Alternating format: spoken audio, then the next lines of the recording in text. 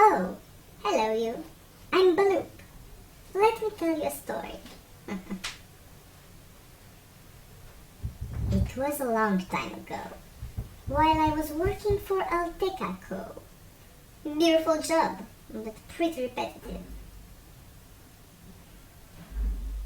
I was working at the 258th floor, right there. My task was simple, but I was regarded as a hero there due to the fact that it was repetitive and annoying. I had to test every circuit of every machine to see if the total resistance of that circuit may have met the criteria. It was repetitive and annoying, until one day when I came up with an idea. I asked myself, what if I could came up with a formula that for any regular shaped circuit with n sides greater than 2, knowing that there is one resistance on each side and diagonal of that circuit that will give me the total resistance of that circuit. Not being too great at math, I called one of my mathematician friends, Urtu. After telling him my problem, he quickly came up with some ideas.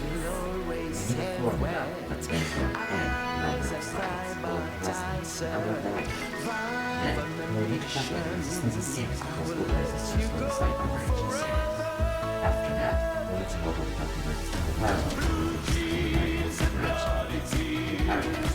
Once we've done all of these things, we'll just have to also plug the short law, which dictates those certain resistances in the theory. We've decided to take as a base example a pentagon. The pentagon has 5 sides. After several minutes of research, we came up with the formula. For any number n of sides, the number of diagonals will be equal to n times n minus 3 over 2. So d equals n times n minus 3 over 2. Once we've solved this problem, we now want to know how to calculate the resistance in series and in parallel. Calculating the resistance in series is easy. You just have to add the resistance of all the resistors in series.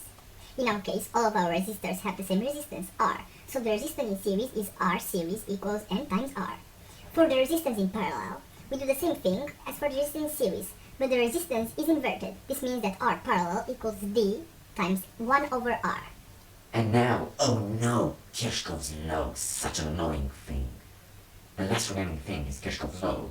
This law dictates that in any circuit, two currents that come from opposite sides will cancel each other, so there will be no resistance in certain resistors. For this, more research is needed, because we haven't yet found any relative connection between cancelled connection in different figures. Now that we know all these, we can create a formula that will directly give us the total resistance of the circuit without including Kirchhoff's law. In order to do this formula, we shall use 3 variables: n, the number of sides, d, the number of diagonals, and r, the equivalent resistance per resistor. Because the sides are branched in series and there are n sides, we do n times r. Because the diagonals are branched in parallel and there are d diagonals, we do d times 1 over r.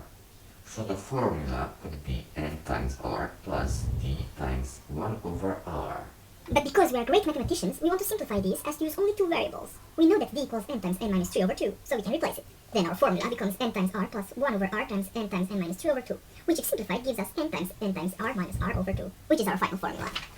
Because we have this formula, and we know that Kirchhoff's law is applied for any regular figure with n sides greater than 3, we can know that our total resistance will always be lower than the resistance calculated with this formula. So no need to worry, Baloo, the resistance will always match the criteria.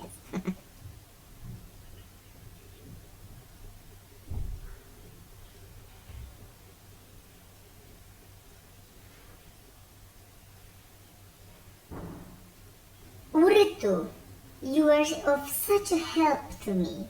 Thank you. No, Baloo.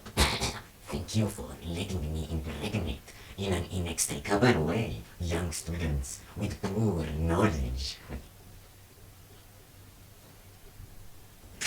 Uh-oh.